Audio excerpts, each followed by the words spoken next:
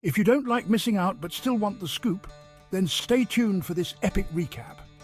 Indonesia came out swinging in their 2026 World Cup qualifier, clenching a 2-0 victory against the Philippines. The home crowd went wild as Hayes scored in the first half, setting the tone early, but the excitement didn't stop there. Rido sealed the deal with a stunning second-half goal. Indonesia's defence was rock solid, keeping the Philippines at bay and their goalkeeper making jaw-dropping saves. Despite a fierce effort, the Philippines just couldn't break through. Yellow cards flew, adding to the intensity of this high-stakes match. As both teams gear up for their next challenges, Indonesia will ride this wave of momentum. The Philippines regroup and come back stronger.